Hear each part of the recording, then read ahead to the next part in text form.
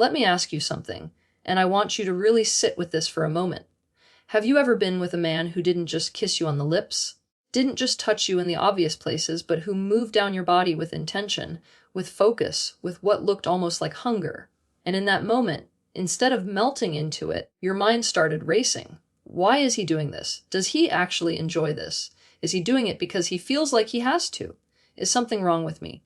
Because here's the thing. Most women have been in that exact moment, and instead of feeling desired, instead of feeling seen and wanted, they felt confused. They felt self-conscious. Some of them felt so anxious that they pulled away from one of the most intimate things a partner can offer them. And that is not your fault.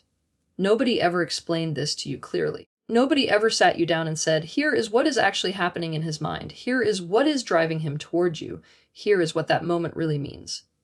Well, today that changes. I am going to walk you through the real psychology, the neuroscience, and the deep emotional truth behind why men love kissing down there, and more importantly, what it means for you, your confidence, your body, and the intimacy you deserve to experience fully. Stay with me, because by the end of this, something is going to shift for you. I can promise you that. Hello everyone and welcome back to the channel. I am Dr. Lila Romano, a women's health specialist and relationship psychology educator with years of clinical experience helping women understand their bodies, their minds, and the people they love. This channel exists because there are conversations that matter deeply to women's health and happiness that almost nobody is having openly, honestly, and without judgment. And this is one of them. If you are new here, welcome. Please subscribe because every single week I put out content designed to help you understand yourself better, love yourself better, and build the kind of intimate relationships that actually fulfill you. And if you are a returning viewer, thank you from the bottom of my heart. Your presence here means everything. Now let's get into it. Let's start at the very beginning, which means we start with biology, because before we can talk about what a man is feeling emotionally or psychologically, we need to understand what is happening inside his brain when he chooses to kiss you down there. And what is happening is far more powerful, far more intentional, and far more meaningful than most women ever realize. Here is something that the vast majority of people do not know. The human brain is not only wired to receive pleasure, it is equally, and in some cases even more powerfully, wired to give it. When a man is kissing you down there, his brain does not go quiet. It does not go neutral. It lights up. It releases a surge of neurochemicals that make that act feel deeply rewarding to him, not just physically, but emotionally, psychologically, and even spiritually for some men. And the first chemical driving all of that is dopamine. Dopamine is your brain's reward signal. It is the chemical your brain releases when you accomplish something you work toward, when you eat something that tastes incredible, when you feel proud of yourself after doing something difficult. And for a man who is emotionally invested in his partner, giving her pleasure watching her respond, feeling her body react to what he is doing, that experience triggers a dopamine release. His brain registers it as a reward, as something worth doing again, as something that feels good to him because of what it produces in you. This is not a theory. Research published in the Archives of Sexual Behavior has confirmed that men who actively prioritize their partner's sexual satisfaction report significantly higher levels of personal fulfillment and relationship happiness than those who do not. The act of giving pleasure is neurologically tied to his own sense of reward and well-being. So when you wonder whether he is doing it just to make you happy, understand that at a brain chemistry level, your happiness is part of his happiness. They are not separate, they are connected. Now let's talk about oxytocin, because this is where things get even more interesting. Oxytocin is commonly called the bonding hormone or the love hormone, and for good reason. It is the chemical your brain produces during moments of deep physical closeness, during skin-to-skin contact, during eye contact with someone you care about, and during intimate acts that require vulnerability and trust. When a man is kissing you down there, oxytocin floods both of your systems simultaneously. And what that chemical does is profound. It deepens emotional attachment. It creates a felt sense of safety and connection. It makes him feel closer to you, not just physically, but emotionally. His nervous system is literally registering this act as bonding, as attachment, as closeness with someone who matters to him. So, in the moments when you are wondering whether this is just physical for him, his brain chemistry is telling a very different story. It is telling a story about connection, about trust, about wanting to be close to you in the most intimate way possible. And then there is testosterone. Now, most people think of testosterone purely in terms of aggression or physical drive. But testosterone is also deeply connected to the desire to possess, to explore, to be as intimately close to someone you are attracted to as possible. For a man who desires you, kissing you down there is a primal act. It is his body and his brain saying, I want all of you. I want to be close to every part of you. I am drawn to you in a way that goes beyond what words can explain. That is not obligation. That is not performance. That is biology expressing itself through desire. And here is the piece that I really want you to hold on to. He is being neurologically rewarded for doing this. His brain is releasing chemicals that make this act feel meaningful, feel good, feel worth repeating. So before you spend another moment wondering whether he truly enjoys it, understand that at the most fundamental biological level, he is designed to. His brain is built for this in the same way yours is built to receive it. Biology explains the mechanics, but psychology explains the meaning.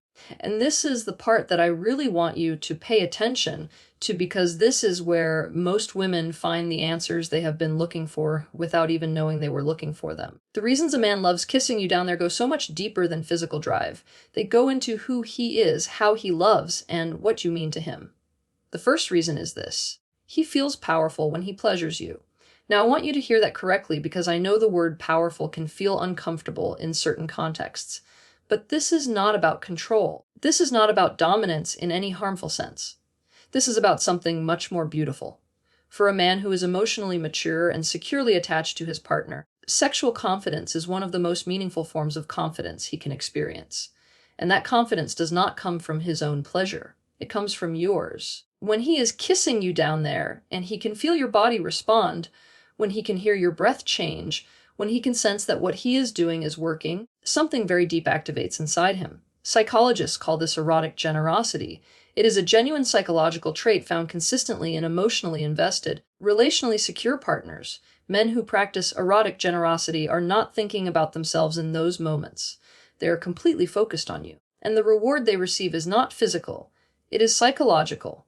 It is the satisfaction of knowing that they did that they brought you to that place, that their presence, their attention, their care created something real in your body and your experience. That feeling is enormously powerful for a man who loves you. And kissing you down there is one of the most direct, most unfiltered ways to access it, because there are no distractions in that moment. There is no barrier between his effort and your response. It is raw and it is real, and for him, that rawness is everything. The second reason goes even deeper. It is an act of trust. Think about what is actually happening when a man kisses you down there. Think about what that moment requires from both of you. You are allowing someone to be present in the most private, most vulnerable part of your body. You are offering him access to something you guard carefully, and he is offering you something equally vulnerable in return: his full attention, his desire laid completely bare, his willingness to kneel before you not in weakness, but in devotion. Relationship psychologists who study attachment theory have found something very consistent and very compelling. Men who initiate and genuinely enjoy giving oral pleasure to their partners tend to score significantly higher on measures of emotional intimacy and secure attachment. What that means in plain language is this: a man who loves to kiss you down there is very often a man who loves to be close to you. Not just physically, emotionally, relationally. He is not keeping a wall up in that moment. He is tearing it down. He is saying with his actions what some men struggle to say with words. I trust you. I want you. I am here with you completely. The third reason is that he is wired to explore you. Human sexuality at its core is driven by curiosity, by discovery, by the desire to understand and to know. And there is no more intimate form of exploration than this.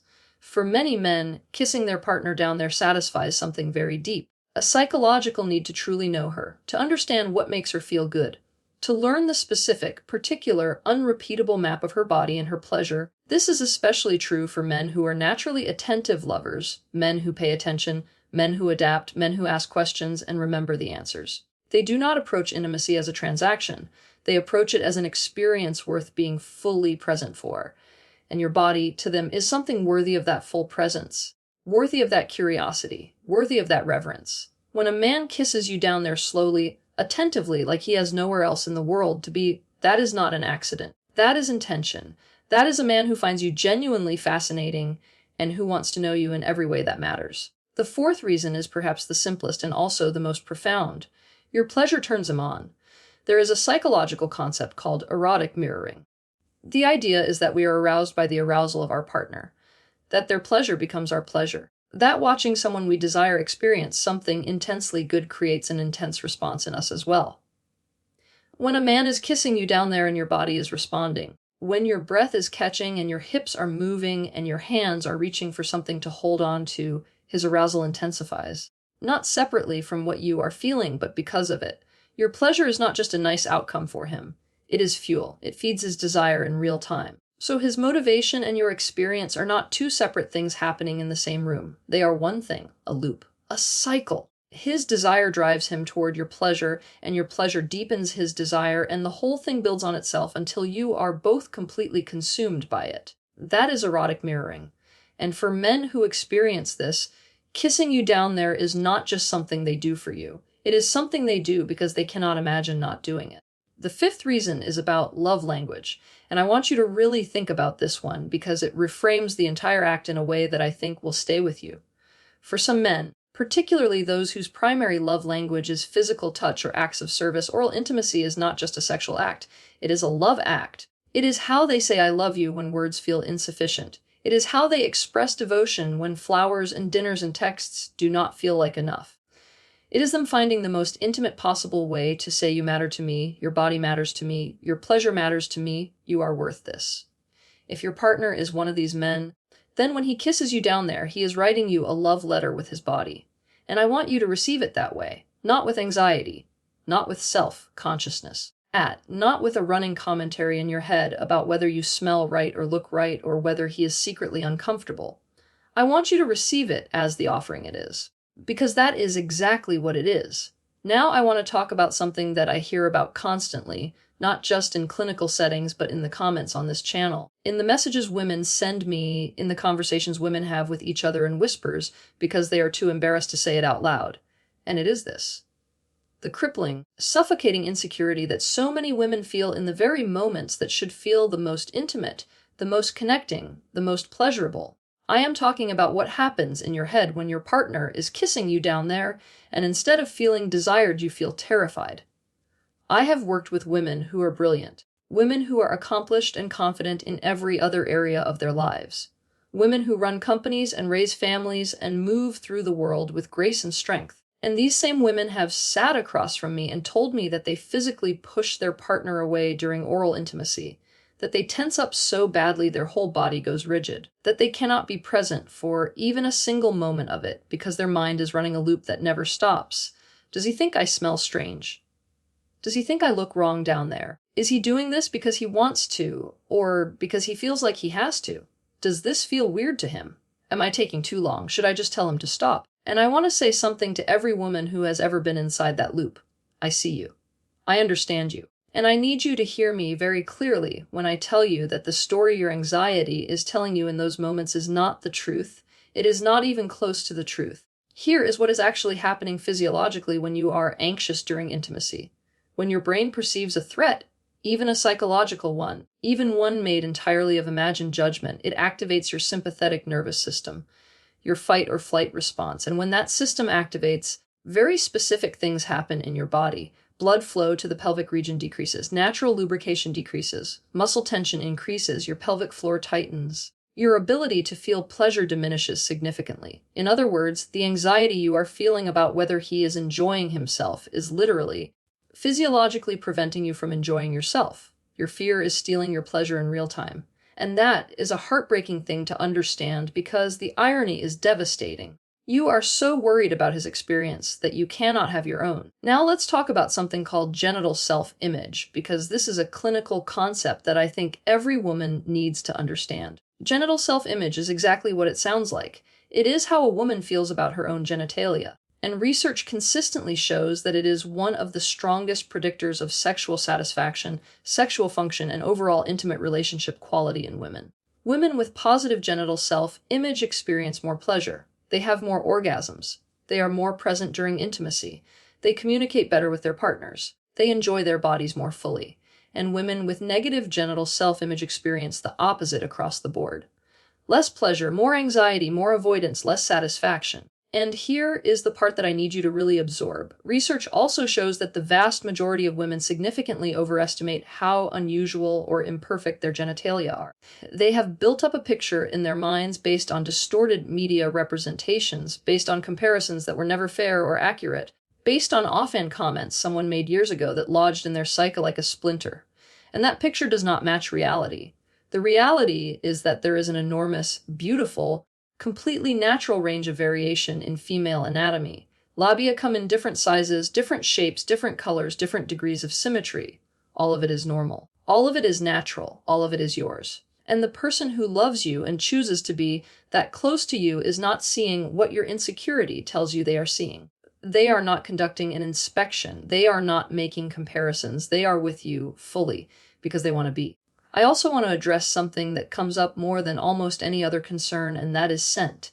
So many women carry deep shame about their natural scent during intimacy. They overwash. They use products that disrupt their natural pH. They avoid intimacy altogether because of fear about how they smell. And I want to give you the clearest, most direct medical perspective I can on this. A healthy vagina has a natural scent. That scent is not a problem. It is not something to be eliminated or masked or apologized for. Is biology, and not just neutral biology. Meaningful, powerful, attraction-generating biology. Research in evolutionary science has found that vaginal secretions contain chemical compounds, including pheromones, that function as biological attractants. These compounds trigger arousal responses in men. They signal health. They signal fertility. They signal this is someone I am drawn to. The natural scent of a woman a man desires does not repel him. For the vast majority of men, it does the opposite. It draws him in deeper. It heightens his arousal. It makes him want to be exactly where he is.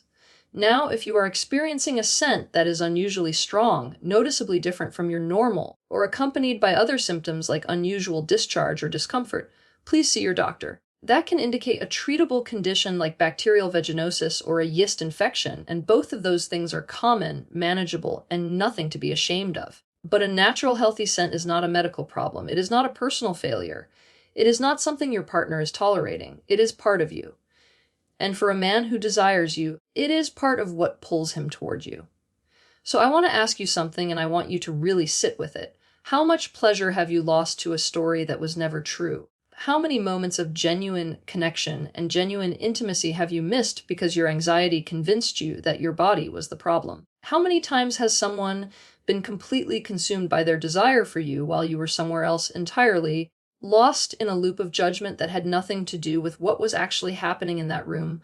That is the real cost of insecurity, not just emotional pain, lost experience, lost pleasure, lost connection. And you deserve better than that. You have always deserved better than that. Now I want to talk about something that every woman should know, and that far too few women have ever been told clearly and without shame. I want to talk about the female orgasm and what science actually says about how it works. Because this information does not just matter for your pleasure. It matters for how you understand yourself, how you communicate with your partner, and how you give yourself permission to fully receive what your body is capable of experiencing. Here is a fact. Approximately 70 to 80% of women cannot reach orgasm through penetrative sex alone. I want you to read that again. 70 to 80%. That means if you have spent years believing that something is wrong with you because penetration alone does not consistently bring you to orgasm, you have been carrying a burden that was never yours to carry. You are not broken. You are not difficult. You are not unusual. You are not the majority. You are most women, and the reason comes down to anatomy, pure and simple. The clitoris is the primary organ of female sexual pleasure. Most people picture it as a small external structure, but that is only the visible tip of something much larger. The clitoris actually extends internally in a wishbone-shaped structure that wraps around the vaginal canal. And that external portion alone contains approximately 8,000 nerve endings, more than any other structure in the entire human body, more than the fingertips, more than the lips, more than anywhere else. 8,000 nerve endings concentrated in one place, designed entirely for pleasure, designed entirely for you. And here is the critical piece. That external structure, that nerve-dense, pleasure-dense, exquisitely sensitive part of your anatomy is not directly stimulated during penetrative intercourse for most women. The angle is wrong. The contact is indirect. The stimulation is inconsistent. And so for most women, penetration alone does not create the direct. Sustained stimulation, the clitoris needs to bring them to orgasm.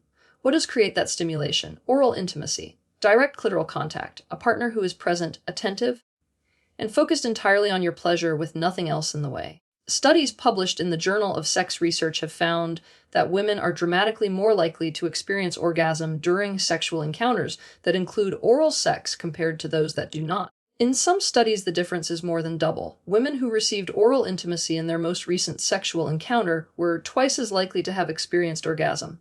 Twice. That is not a minor difference. That is the difference between an experience that fulfills you and one that leaves you quietly, privately disappointed while you pretend otherwise. So when a man goes down on you, he is not just being romantic. He is not just being generous in a vague, undefined way. He is giving you the most anatomically reliable, most neurologically direct pathway to orgasm that exists. He is working with your body instead of around it. And the men who understand this, the men who have learned it or who are intuitive enough to figure it out, they do not treat oral intimacy as a warm-up act. They do not treat it as something optional or supplementary. They treat it as central, as important, as something that matters because your pleasure matters. And if your partner is one of those men, I hope you are beginning to understand just how significant that is. Now let's get practical, because everything I have told you today, the neuroscience, the psychology, the anatomy, the emotional truth, none of it means anything if you cannot actually be present enough to experience it. And I know that for many women, presence is the hardest part. So here is what I want you to do. The first thing is to practice body neutrality before you try to practice body positivity. I know that telling a woman who has spent years feeling insecure about her body to suddenly love every part of it is not realistic. That is too big a leap for most people. But body neutrality is different. Body neutrality simply says my body is normal. My body is healthy. My body is doing exactly what it is supposed to do. You do not have to think your body is beautiful in order to stop punishing yourself for it. You just have to get out of the way. You just have to create enough quiet in your mind to let the experience happen. Start there. Just there. And let the rest follow. The second thing is to use your voice. This is something I cannot emphasize enough, and it is something that transforms intimate relationships when couples actually practice it. You do not have to lie there silently during oral intimacy as though you are afraid to exist too loudly. You are allowed to tell your partner what feels good. You are allowed to guide him. Not critically, not like you are correcting an error, but gently and warmly, a little slower. Right there, I love when you do that. That kind of communication does not interrupt the moment. For a man who is invested in your pleasure, it enhances it completely. It tells him he is on the right track. It gives him real information to work with. And it gives you permission to actually feel what is happening instead of observing it from a distance. The third thing is to deal with the medical side of any concerns you have. If your insecurity during oral intimacy is connected to worries about scent or discharge or discomfort, please make an appointment with your gynecologist. These are not embarrassing problems. They are medical realities that affect millions of women, and every single one of them is addressable.